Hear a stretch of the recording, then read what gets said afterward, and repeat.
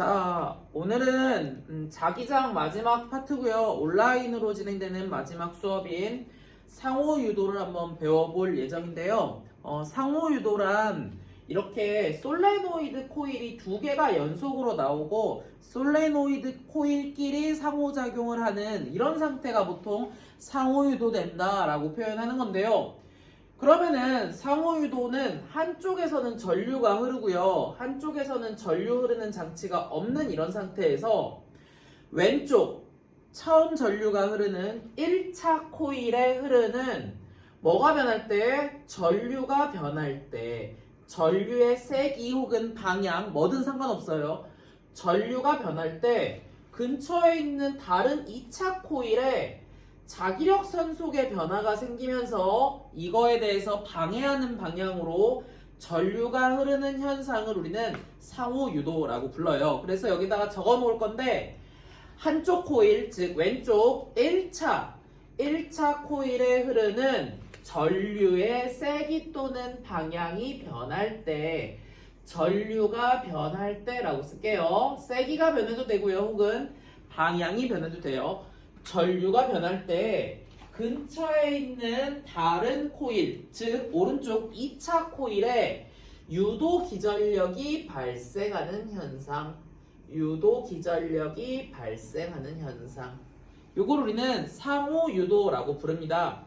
그러면은 상호유도가 발생하는 과정에 대해서 한번 얘기해 볼 건데요. 이걸 쌤이 지금 스위치를 ON 하면서 이렇게 상호유도가 되게 만들어도 좋고요. 아니면 여기에다가 교류를 흘러가지고 상호유도가 되게 만들어도 좋은데요. 자, 지금 현재 상황은 스위치가 꺼져 있는 상태에서 쌤이 여기 스위치를 ON 할 거예요. 그러면 어떤 일이 생기냐? 요거에 대해서 한번 분석해 보려고 해요.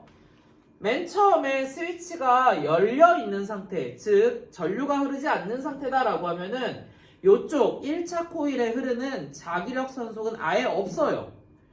자기력 선속이 아예 없다 보니까 당연히 2차 코일에도 아무 일도 일어나지 않아요.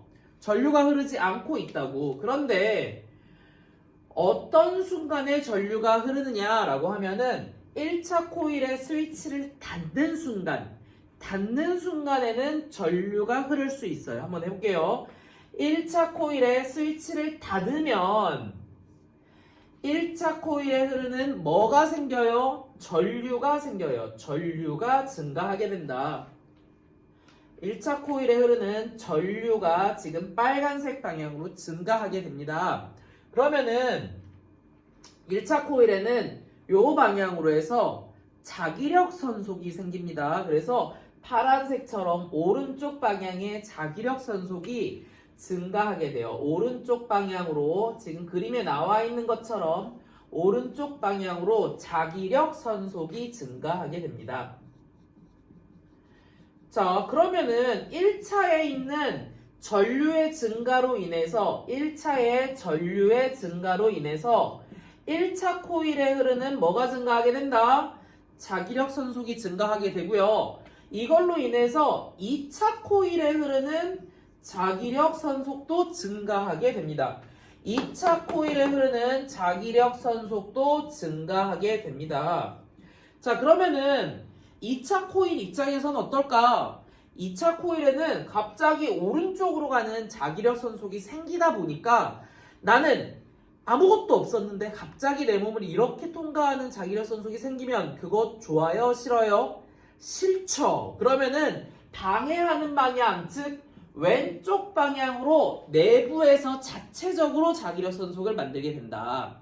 그러면은 요 만들어내기 위해서는 전류 방향이 엄지손가락이 이렇게 가게 전류가 흘러줘야 되거든요. 그러면 쌤이 여기 밑에다 A, G, B 이렇게 그렸는데 전류 방향은 A, G, B 방향으로 전류가 흐르게 되는지 B, G, A 방향으로 전류가 흐르게 되는지 자기가 한번 체크 한번 해볼게요. 일단 4번에는 이렇게 작성하면 됩니다. 2차 코일의 자기력 선속의 변화를 방해하는 방향으로 유도 기전력이 발생된다. 이렇게 작성해두면 좋겠습니다.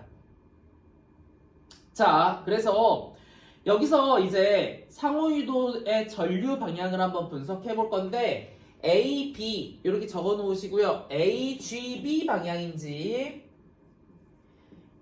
B, G, A 방향인지 화살표를 가지고 한번 나타내 볼 겁니다. 자, 온 했어요. 그러면은 오른쪽으로 가는 자기력 선속이 증가하니까 내 내부를 지나가는 오른쪽이 생긴단 말이야. 나는 그게 싫어요 하고 지금 빨간색처럼 만들어졌고요. 이렇게 감으면 된다. 그러면은 맨 앞쪽에서 넘어가고 있고요. 맨 뒤에서는 내려오고 있어요. 그러면은 A, G, B 방향으로 전류가 흐르게 됩니다. 괜찮죠? 자, 이 상태로 쌤이 만약에 가만히 두었다면 어떻게 되나요? 가만히 둔다라면은 얘는 오른쪽으로 가는 자속이 꾸준히 계속 있어요. 그럼 이 친구는 나는 원래 오른쪽으로 가는 친구가 있었어 라고 생각하면서 유도기 전력은 흘러요, 흐르지 않아요? 안 흘러요. 자, 다시 오른쪽 1차 코일, 왼쪽의 1차 코일에 전류가 일정하게 흐른다면 자기장도 일정해지니까 2차 코일에 흐르는 전류는 생기지 않는다는 거예요. 그래서 닫을 때 AGB 방향으로 흐르고요. 닫아놓은 상태로 유지될 때는 전류가 흐른다, 흐르지 않는다? 전류가 흐르지 않는다. 자, 그럼 언제 또 전류가 흐르나요? 내가 얘를 ON 해놓고 가만히 있는다 라고 하면은 오른쪽 초록색 방향이 계속 이렇게 지나가는 상태인데 여기서 얘를 연다. 열 때 전류가 한 번 더 생겨요. 왜 생기는지 느껴질 거야. 얘를 딱 여는 순간에는 어떻게 되죠?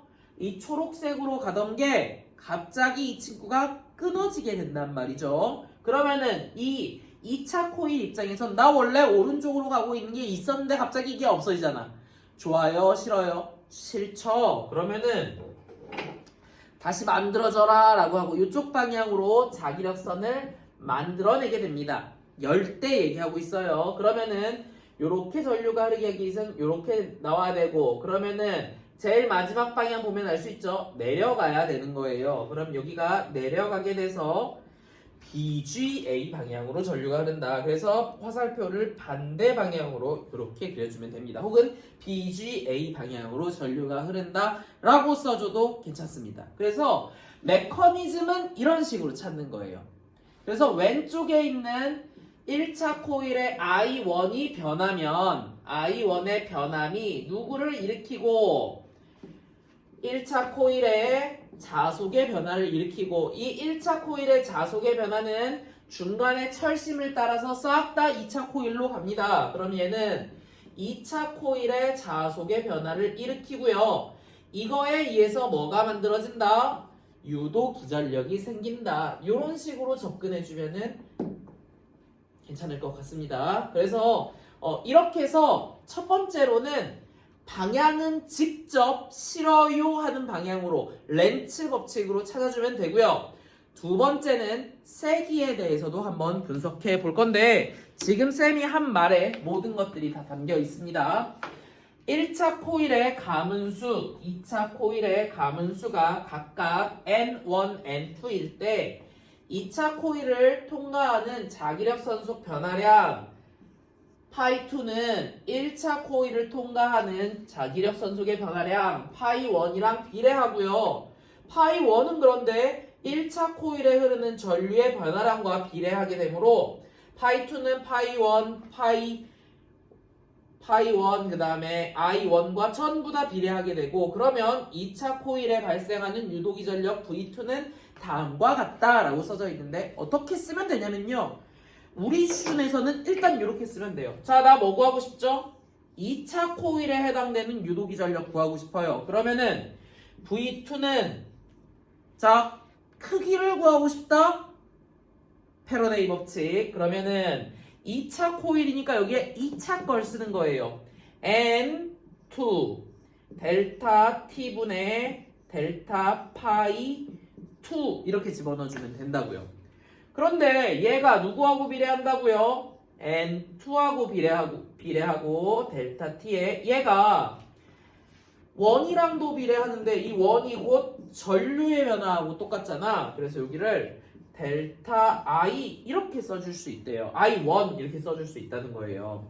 첫 번째 흐르는 전류에 의해서 2차가 변한다라는 뜻이에요. 그럼 이거 는으로 쓰고 싶다라고 하면 V2는 KN2의 델타 T분의 델타 I1 이렇게 쓸 수 있는데요. 이 앞에 있는 상수를 싹 다 지우고 뭐라고 쓰는 거냐면 라지 M 이렇게 쓰는 거예요. 그래서 이게 상호유도에 대한 식이다라고 주어져 있는 건데 그냥 우리는 앞에 있는 건 비례상수고요. 앞에 있는 친구의 전류 변화가 크면 클수록 전류의 변화가 크면 클수록 어떻다? 2차 코일에 많이 생긴다 이렇게 분석해주면 되는 것 같아요. 자, 라지 M은 누구하고 관련이 있을까요? 1차 코일의 가문수가 늘어나면 늘어날수록 라지 M은 큰 거고요. 2차 코일에도 가문수가 크면 클수록 라지 M은 크다라고 분석할 수 있습니다. 그래서 물리 1에서 물리 2에서 고등학교 수준에서 보통 이렇게 가르치는데 쌤이 조금만 더 면접스럽게 혹은 조금만 더 깊게 한번 공부해 보려고 해요. 조금만 더 깊게 한번 들어가 보자고요. 과연 저 M2는 정확하게는 어느 정도 될까? 이걸 한번 고민해 보려고 해요. 이 M은 과연 정확하게는 어느 정도 될까? 그걸 한번 고민해 볼게요. 자, 다시 한번 복습해 볼게요. V2는 N2의 델타 T분의 델타 파이 2인데 쌤이 요 파이 2는 누구하고 거의 똑같다라고 얘기할 거냐면은 철심이 있으니까 이 1차 코일의 변화가 싹 다 2차 코일로 간다라고 가정을 할게. 그럼 얘는 거의 비례한다. 누구하고? N2하고 델타 T분의 델타 파이 1과 비례한다. 거의 비슷하다라고 이렇게 쓸게요. 2는 1과 거의 비슷한 이유는 철심으로 연결되어 있기 때문이다. 이렇게. 그러면요. 이제 파이 1을 얘기할 건데 쌤이 지금 하는 거는 대학교 과정 정도다라고 생각해주면 좋겠어요. 파이 1은요. 파이 자속이잖아. B 곱하기 S죠. 그럼 여기는 B 곱하기 S라고 쓸게요. 여기서 단면적이라고 하는 거는 이 원통의 넓이다라고 생각해주면 좋습니다. 그래서 단면적은요. 변화가 없어서 앞으로 쏙 하고 빼버릴 수 있을 것 같아요. 따라와줘요. 자, 그 다음에 여기서 얘는 이라고 쓰고 N2 S 델타 T분의 델타 P인데 우리 솔레노이드 코일에 의한 자기장의 세기 알고 있거든요. K 더블 프라임 그 다음에 단위 길이당 가문수 그리고 I 기억나요? 그거를 쓸 거란 말이야. 그럼 여기 솔레노이드 코일에 의한 자기장은 K 더블 프라임 그 다음에 L분의 라지 N 단위 길이당 가문수 그걸 우리는 스몰 n이라고 쓴다고 했고 단위 길이당 가문수로 쓸까요? 자, 단위 길이 L분의 가문수는 N1이 들어가야 되는 거야. 저쪽 1차 코일 얘기니까 N1 그리고요 또 뭐가 들어가야 돼? I, 전류 I가 들어가죠. 그래서 여기다가 I1 이렇게 쓸 거예요. 그걸 여기다 갖다 집어 넣을 거라고요.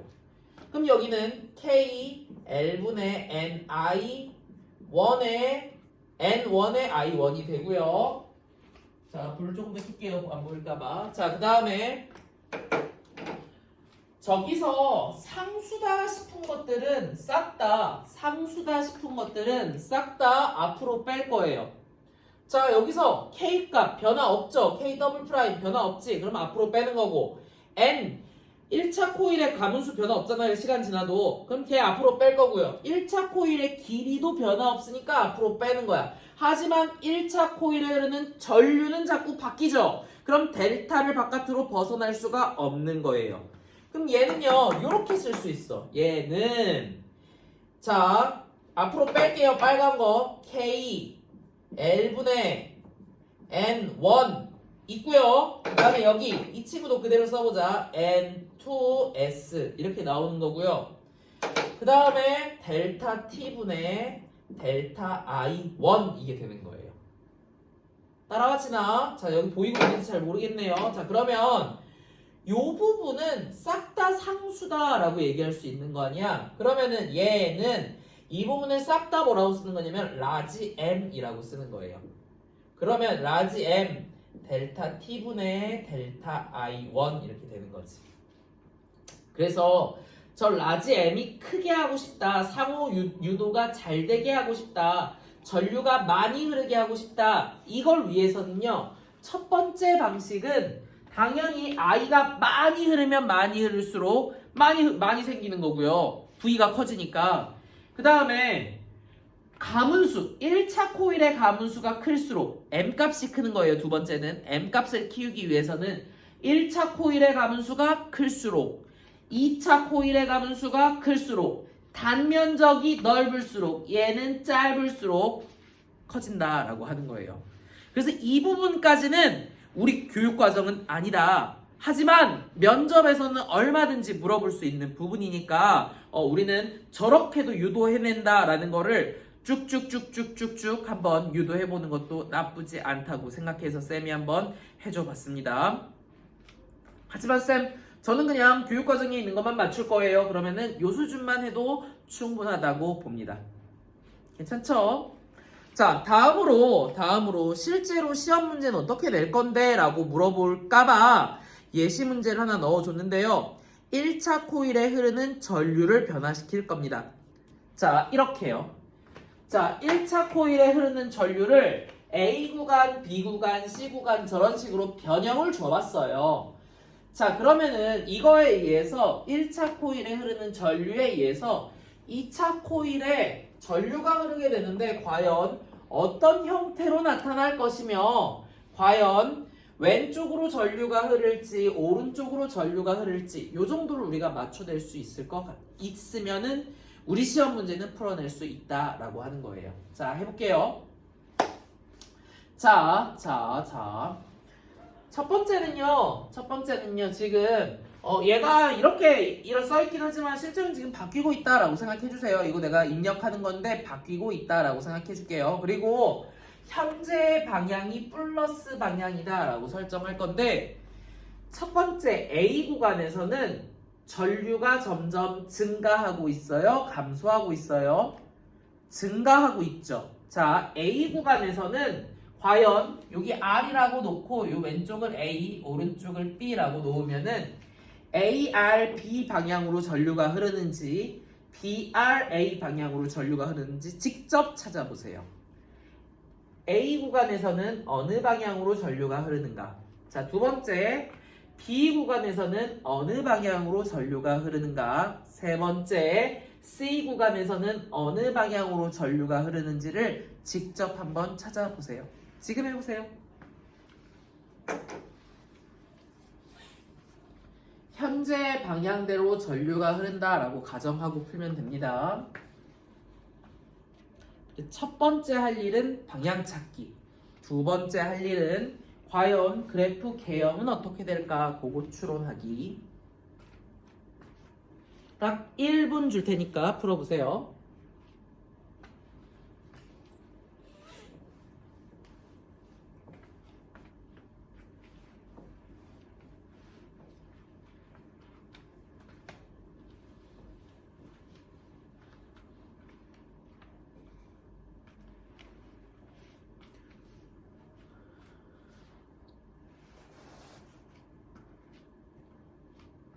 전류가 점점점 증가하면 1차 코일에 흐르는 자기력 선속이 점점 증가하게 되고 이 자기력 선속은 2차 코일을 그대로 통과하게 되는데 2차 코일 입장에서는 그 통과하는 게 싫어요. 나한테 변화되는 게 싫어요. 그 방향대로 유도 기전력을 만들어야 하는 거예요.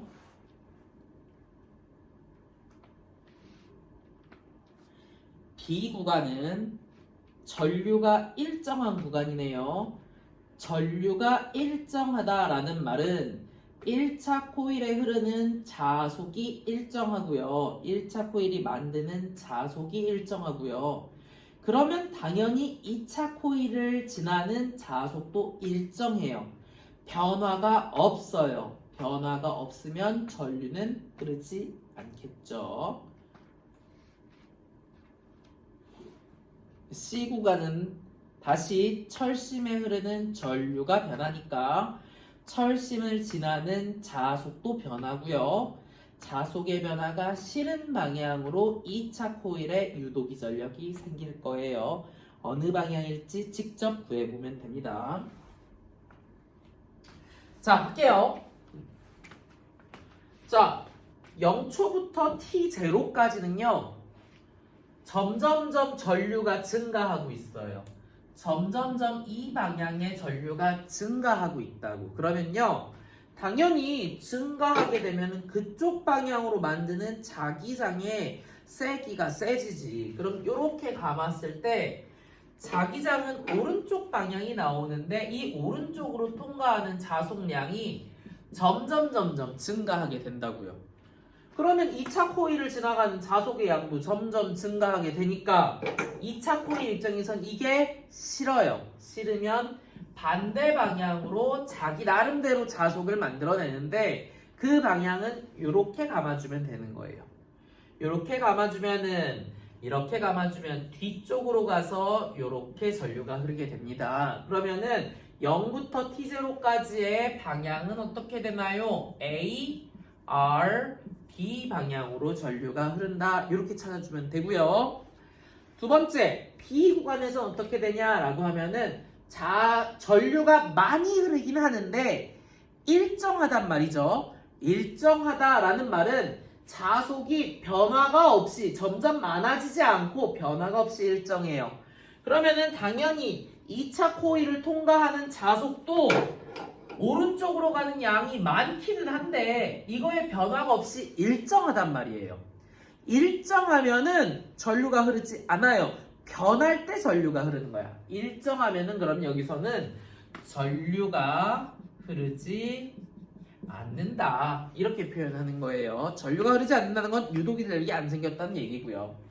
자, 마지막으로 C는 이렇게 통과하는 전류량이 점점 줄어들고 있어요. 그래서 처음엔 3개 통과하고 있었는데 시간이 지나면 1개가 되고 나중에는 없어지는 상황이 된단 말이에요. 점점 줄어들고 있어요. 그러면은 2차 코일 입장에서는 줄어드는 게 싫으니까 다시 오른쪽으로 가라 라고 하고 만들어내는 거예요. 그러면은 이렇게 감아주면 되겠네요. 그럼 그때는 B, R, A 방향으로 전류가 흐르게 됩니다. 그럼 이 구간에서는 B, R, A 방향으로 전류가 흐른다 라고 해주면은 맞습니다. 자, 이렇게 방향을 우선 찾을 줄 알아야 되고요. 두 번째로 할 줄 알아야 되는 거는 그래프를 추정할 수 있어야 돼요. 정확한 값은 몰라. 하지만 추정은 할 수 있다는 거예요. 왜? 2차 코일에 흐르는 전류는요. V하고 비례하잖아요. V2하고 비례하게 되고요. V2는 뭐하고 비례하는데? V2는요. N2의 델타 T분의 델타 파이 2인데 얘는 라지 M이라고 쓴 다음에 델타 T분의 델타 I 1차 코일 거 1차 코일에 비례한다며요. 그러면은 요거 가지고 우리는 풀어주는 거예요. 왼쪽에 I 1차 코일 시간 그래프가 있는데 그거에 대해서 요 텀이 기울기 텀 아니에요.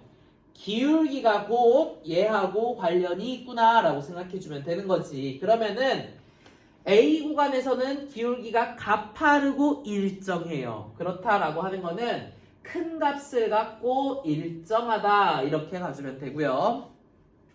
그 다음에 B 구간은요 기울기가 빵이죠. 그러면은 B 구간은 기울기가 빵 이렇게 써주면 되고요.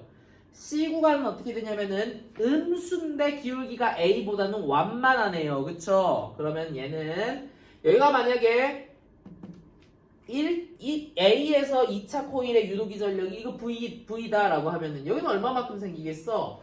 기울기가 이 Y축의 변화는 동일한데 X축이 지금 2배 더 길잖아요. 그러면은 반만큼 완만하죠. 그러면 얼마가 되겠어요?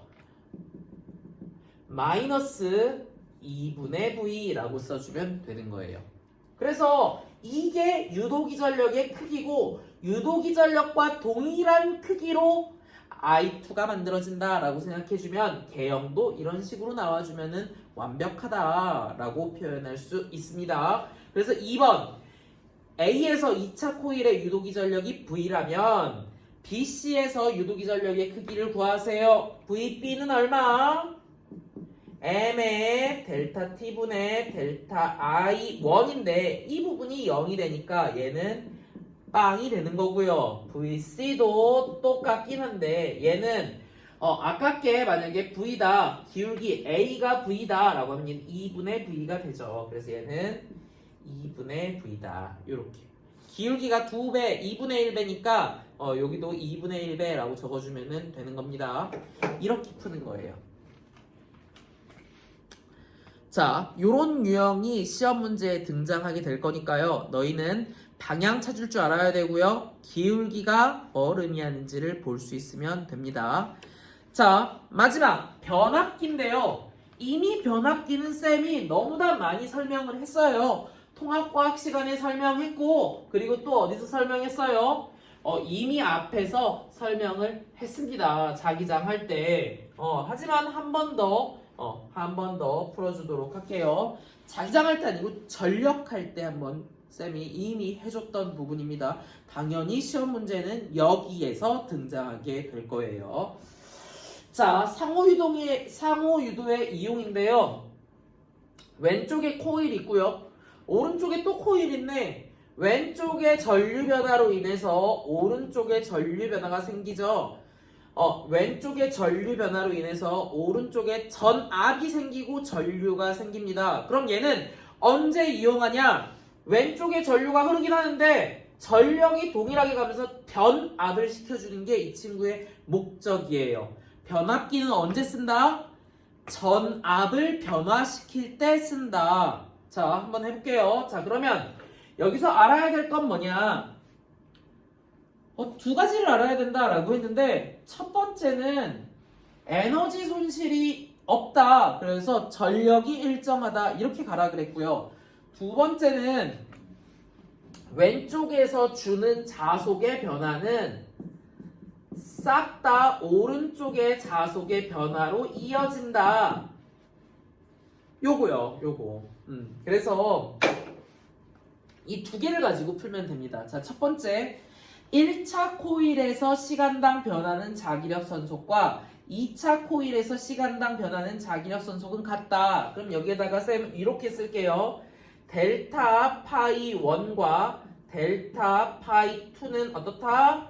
동일하다. 좋아요. 그러면 V1은 얼마냐? V1은 얼마냐? 얘는요. N1의 델타 T분의 델타 파이 1이고요. 오른쪽에 V2는 얼마냐? N2의 델타 T분의 델타 파이 2가 되는데 위아래를 좌우를 그냥 약분을 해버리는 거예요. V1은 N1의 델타 T분의 델타 파이 1 그 다음에 V2는 N2의 델타 T분의 델타 파이 2라고 해버리는 걸 쫙 약분해버리면요. 오른쪽이 싹싹 날아가면서 V2분의 V1은 N2분의 N1이 되고요. 이거는 즉 V1 대 V2는 N1 대 N2가 되는 거예요. 그래서 얘는 V1 대 V2는 N1 대 N2와 같다. 요거를 유도할 수 있으면 되는 거예요. 그래서 우리는요. 얘의 비율을 통해서 V가 몇 대 몇인지를 바로 구해낼 수 있어요. 얘가 만약에 10이고 얘가 만약에 100인데 얘가 만약에 200볼트를 공급했다라고 하면 여기서는 몇 볼트가 되는 거예요? 10배 더 커진다고요. 그냥 정확하게 비율대로 커지면 되는 거예요. 가문수를 통해서 바로 추론할 수 있어요. 10번이고 100번이다 라고 하면 여기가 200이면 여기는 2000볼트다 이렇게 바로 구해내면 됩니다. 그래서 가문수의 비율이 전압의 비와 같다. 이게 이 친구의 포인트예요. 다시 가문수의 비는 뭐와 같다고요? 전압의 비와 같다. 그럼 만약에 여기가 10번이고 여기가 100번이면 이게 2000볼트가 되는데 여기가 10번이고 여기가 한 번이면 어떻게 돼요? 10대 1로 줄어들어 줘야 돼요. 그러면 요거는 어떻게 돼야 돼? 20V가 된다. 이렇게 가면 되는 겁니다. 그래서 첫 번째로 알 거는 가문수만 딱 봐도 우리는 몇 대 몇의 볼트를 갖는지를 바로 추론할 수 있어요. 이게 첫 번째 1번 알아야 될 부분이고요. 가문수 B는 전압의 B와 같다. 이게 첫 번째고요. 두 번째는요.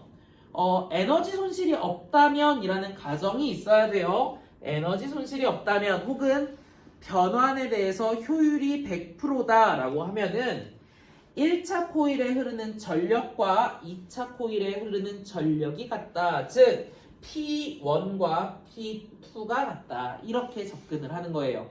그렇다라고 하는 거는 I1 V1이 I2 V2와 같아지는 게 되는 거고요.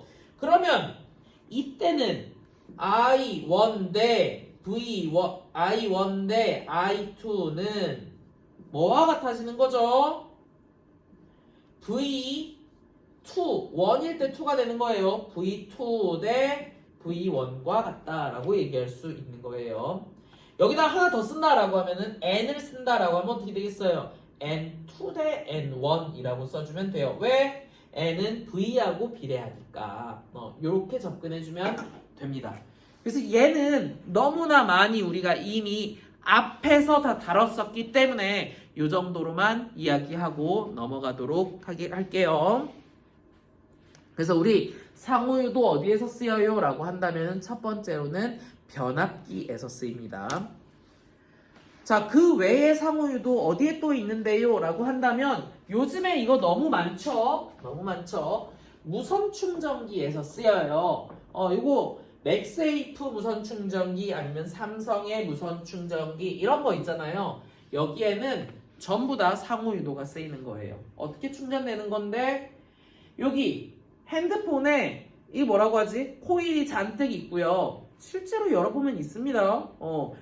맥세이프 되는 핸드폰 혹은 무선 충전되는 핸드폰 뜯어보세요. 알겠죠? 그럼 이렇게 형태가 있거든요. 쌤이 구독하는 분해하는 사람 있거든요. 궁금하기? 그 사람 있는데요. 분해해보면은 다 그런 거 있어요. 여튼 해보세요. 해보세요. 전자공학과 가고 싶다. 분해해보시고요. 그 내부에 뭐 들어있는지 찾아보세요. 자, 그러면은 내부에 코일 들어있고요. 당연히 무선 충전기에도 코일이 있을까 없을까? 둘 다 코일이 있는 거예요. 그리고 1차 코일에 해당되는 거, 전원이 공급되는 부분은 당연히 충전 패드가 1차 코일이 되는 거고 이 충전 패드의 전류 변화에 따라서 자속이 생기고요. 자속의 변화 때문에 이 친구는 변화가 싫어요 라고 하면서 전류가 또 흐르게 되는데 그 전류를 이제 저장해 주면은 이게 무선 충전이다 라고 얘기할 수 있겠죠. 자, 두 번째 인덕션 레인지. 인덕션 레인지는요. 이 아래 인덕션에는요 코일이 깔려 있어요. 코일이 깔려 있고요. 여기서 무슨 변화가 일어나? 전류의 변화가 생기니까 자기장의 변화가 생겨요. 자기장의 변화가 생긴다고 뜨겁지 않아요. 자속만 변할 뿐이야. 그러면은 그 위에 뭐가 있냐면은 인덕션이 작동되는 후라이팬이 있는데 이거의 조건은 전류가 흘러야 되는 거예요. 전류가 흐르는 후라이팬을 갖다 놓으면요. 이 전류가 흐르겠지. 이게 코일이면 좋겠는데 사실 코일이면 한쪽 방향으로 전류가 흐르는데요. 이렇게 되어 있으면요. 막 이곳저곳에서 전류가 막 흐르게 되면서 뜨끈뜨끈해진다라고 보면 될 것 같아요. 역시나 아랫부분이 1차 코일, 그 다음에 조리기구는 2차 코일의 역할을 하면서 전류가 흘러준다라고 보면 될 것 같아요. 자, 다음으로는 교통카드 단말기. 교통카드 단말기가 1차 코일의 역할을 하는 거예요. 거긴 전류가 흐르는 코일이 있고요. 그럼 여기는 자속 변화가 계속 있는 상태예요. 그런데 내가 갖고 있는 교통카드에는 뭐가 있을까요? 아무것도 없는데요 라고 말하겠지만 쌤은 뜯어보는 게 습관화돼 있다 보니까 뜯어요. 신용카드 뜯어보세요. 뜯으면요. 한 겹 뜯다 보면 그 네모난 부분 있잖아요. 그 네모난 부분을 이렇게 뜯어보면요. 이 알죠? 카드 이렇게 있으면은 금속 부위 여기 있잖아. 이 금속 부위를 도려내가지고 가위로 자른 다음에 열어보면요.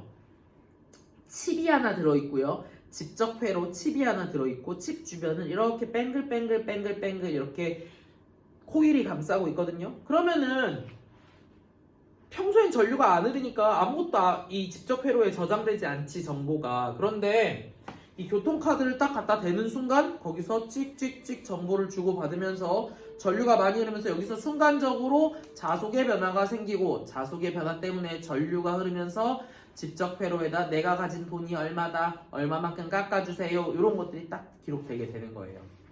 뭐 그렇다고요. 자, 그 다음에 금속 탐지기 마찬가지입니다. 금속 탐지기는요. 내가 들고 다니는 이 친구가 1차 코일의 역할을 해주는 거고요. 그러면 여기에 자속이 이렇게 뿌려지고 있을 텐데 내가 움직이면서 내부에 밑에 만약에 금속이 있다라고 하면은 자속의 변화를 유도하게 돼서 이 친구가 다시 전류가 흐르면서 전류가 다른 방식으로 흐르게 되면서 금속이 있구나 하고 탐지해주는 장치다. 그래서 이 네 가지는요. 그리고 변압기까지는 상호유도의 예시다라고 해서 일반적으로 좀 알아놨으면 좋겠습니다. 그래서 여기까지가 우리가 쌤이 온라인 수업으로 준비한 마지막 수업이었고요. 남은 시간 있다면 이제 수행평가 하고 있으면 좋겠습니다. 그러면은 쌤 이탈리아 갔다가 학교에서 다시 만나도록 할게요. 고생 많으셨습니다. 안녕.